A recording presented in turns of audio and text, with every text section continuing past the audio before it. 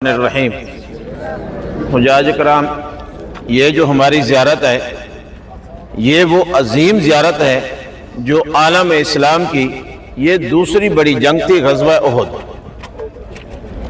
اسلام کی پہلی جنگ جو تھی وہ غزوہ بدر تھی۔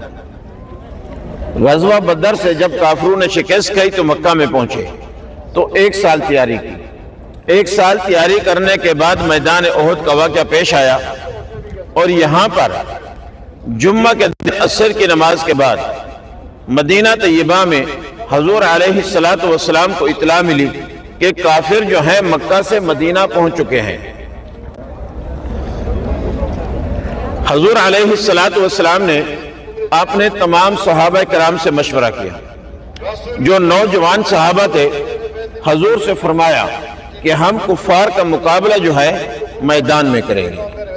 عبداللہ بن ابی جو رئیس المنافقین تھا، اس کے ساتھ 300 افراد تھے۔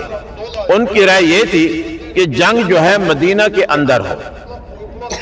حضور علیہ السلام جمعہ کے دن عصر کی نماز کے بعد مدینہ طیبہ سے 1000 کا لشکر لے کر روانہ ہوئے احد کی طرف۔ حرم شریف اور احد کے درمیان میں مزایا مول کے بالکل پیچھے بیک سائڈ پہ مسجد شیخین ہے۔ دوسرا اس مسجد کا نام ہے مسجد درہ۔ اللہ کے نبی آقا علیہ السلام نے اس مسجد میں رات کو قیام بھی فرمایا اور 3 نمازیں بھی ادا کی، مغرب، عشاء اور فجر۔ ہفتے کے دن فجر کی نماز کے بعد دوبارہ مشورہ ہوا۔ صحابہ کرام رضوان اللہ تعالی علیہم اجمعین کی وہی رائے تھی کہ جنگ میدان میں ہوگی، ہم اپنی طاقت کا مظاہرہ میدان میں کریں گے۔ عبداللہ بن ابی جو رئیس المنافقین تھا، اس کی رائے وہی تھی کہ جنگ مدینہ کے اندر ہو، کیونکہ مسلمانوں کا زیادہ سے زیادہ نقصان ہو۔ اللہ کے نبی آقا علیہ السلام نے جب ان کی رائے کو پسند نہیں کیا تو وہاں سے کافر یا تو واپس چلے گئے یا کفار کے ساتھ مل گئے۔ حضور علیہ السلام مسجد شیخین سے خود بھی جنگ کی تیاری کی۔ اللہ کے نبی آقا علیہ السلام نے خود بھی تلوار اٹھائی، یعنی جو جنگی ساز و سامان تھا، ٹوپی تھی، ذرہ تھی، وہ اللہ کے نبی نے پہنی اور تلوار بھی اٹھائی، اور آپ نے ساتھ 700 افراد کی جماعت کو لے کر حضور علیہ السلام اس میدان میں پہنچے۔ یہاں پر اللہ کے نبی آقا علیہ السلام نے جو بہترین 50 تیر اندوز تھے، جو تیر اندوزی کے ماہر تھے، یہ جو پہاڑی آپ دیکھ رہے ہیں اس کا نام ہے جبل رمات۔ یہاں لانے کا مقصد یہی تھا کہ آدمی کو ذرا بات اچھے طریقے سے سمجھ آ جائے۔ تو اس پہاڑی کا نام ہے جبل رمات، تیر اندوزی والی پہاڑی۔ حضور نے 50 صحابہ کو اس پہاڑی کے اوپر کھڑا کیا، حضرت عبداللہ بن جبیر رضی اللہ تعالیٰ عنہ کی قیادت میں۔ حضور نے فرمایا کہ جب تک ہماری اطلاع نہ آئے، ہمارا پیغام نہ آئے، آپ نے اس جگہ کو نہیں چھوڑنا۔ اور 650 کی حضرت علیہ السلام نے صف بندی کرائی۔ یہ جتنا بھی آپ میدان دیکھ رہے ہیں یہ اس وقت میدان جنگ تھا، مسلمانوں کی اور کافروں کی جنگ یہاں پر۔ یہاں پر جو کافروں کی تعداد تھی وہ 3000 تھی۔ یہاں پر جو کفار کے سپہ سالار تھے وہ حضرت خالد بن ولید رضی اللہ تعالیٰ عنہ تھے، جو اس وقت اسلام نہیں لائے تھے، یہ بعد میں اسلام لائے مکہ میں صلح حدیبیہ کے مقام پر۔ حضرت خالد بن ولید یہ بڑے شاطر تھے، یہ بڑے جنگجو تھے، جنہوں نے اپنی زندگی میں 120 جنگیں لڑی ہیں، سوائے اس جنگ کے باقی کسی جنگ میں بھی شکست نہیں کھائی۔ تو کافروں نے چال چلی، پیچھے ہٹتے چلے گئے۔ یہ جو وادی کنات ہے، اس وادی کے اندر بھی کافر چھپے۔ ایک وادی اوپر ہے اس والی سائڈ پہ، اس سے بھی پیچھے گھومتے گھومتے اس پہاڑی کے پیچھے کافر جا کر چھپ گئے۔ مسلمانوں نے سوچا کہ جنگ فتح ہو گئی ہے۔ جو نیچے صحابہ کرام تھے وہ بھی مال غنیمت جمع کر رہے تھے۔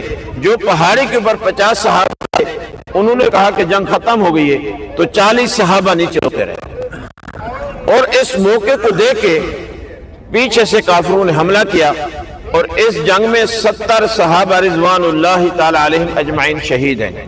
صرف بات کرنا آسان ہے،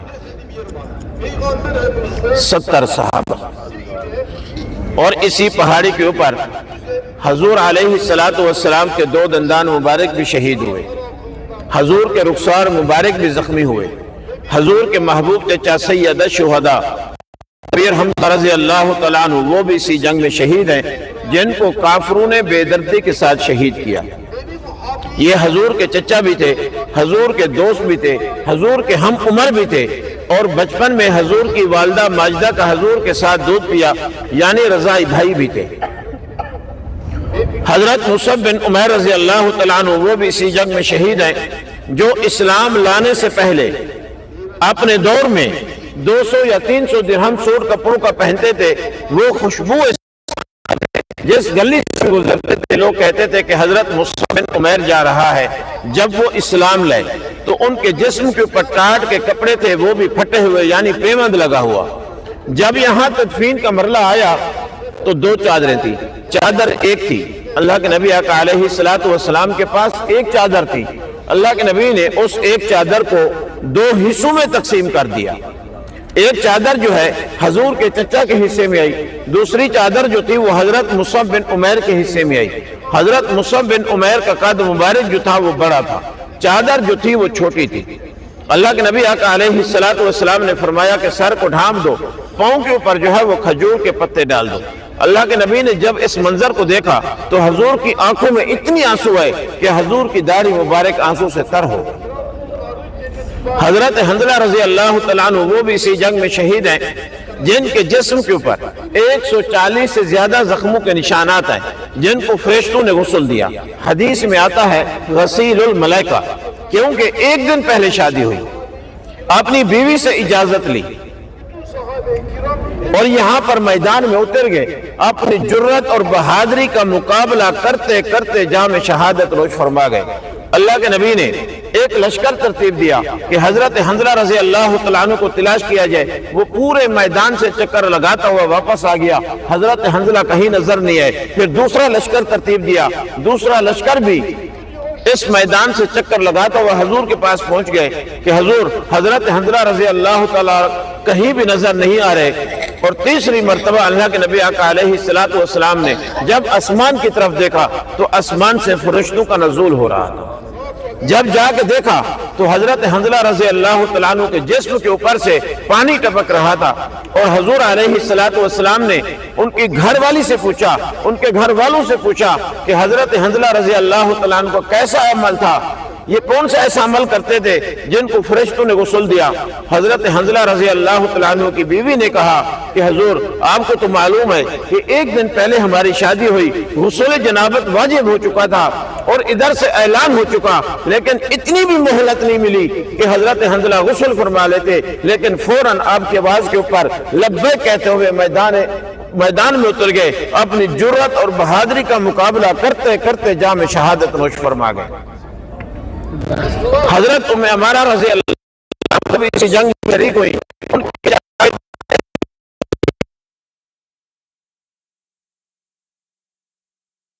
کیا ہے ام عمارہ، آپ کے 4 بیٹے شہید ہو چکے ہیں اور آپ کا خاوند شہید ہو چکا ہے، حتیٰ کہ آپ کا والد شہید ہو چکا ہے۔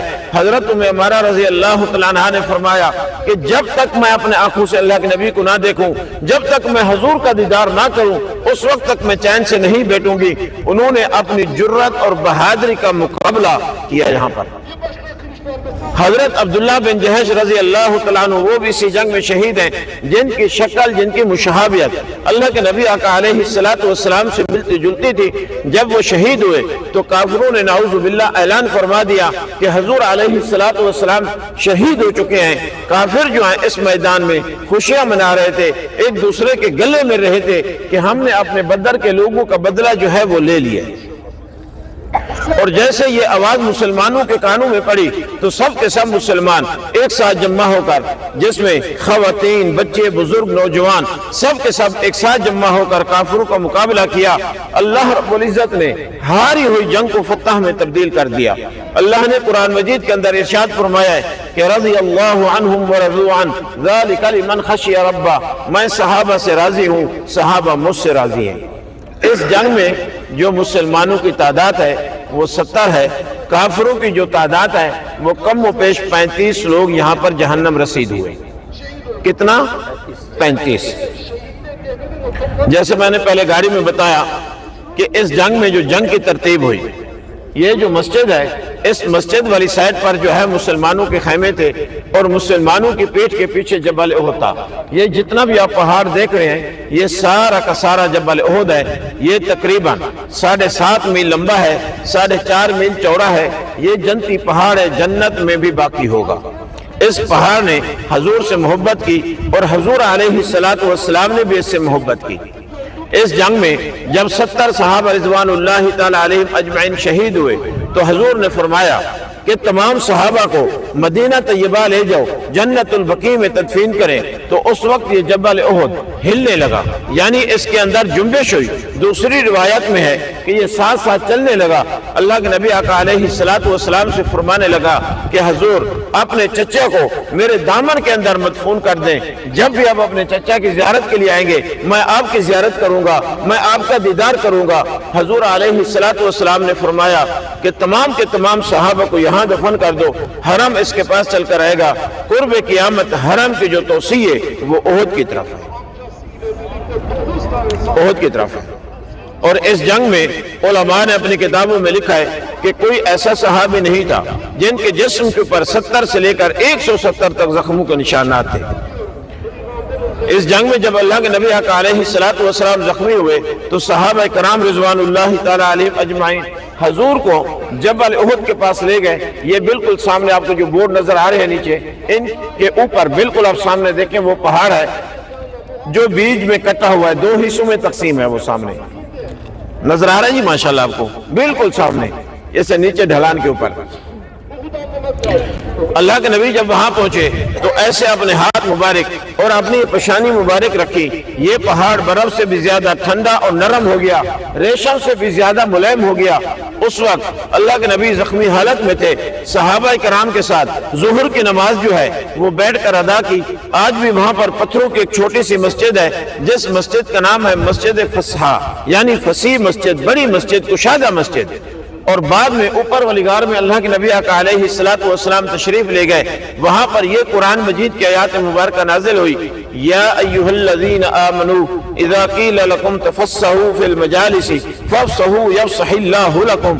آج بھی اس غار کے اندر یہ قرآن مجید کی آیات مبارکہ جو ہے وہ پتھروں کے اوپر لکھی ہوئی ہے۔ جہاں پر ہم گاڑی سے اترے ہیں، بسیں وغیرہ کھڑی ہوئی تھی، اسی سائڈ پہ کافروں کے خیمے تھے اور ان کے پیٹھ کے پیچھے جبل عیر تھا۔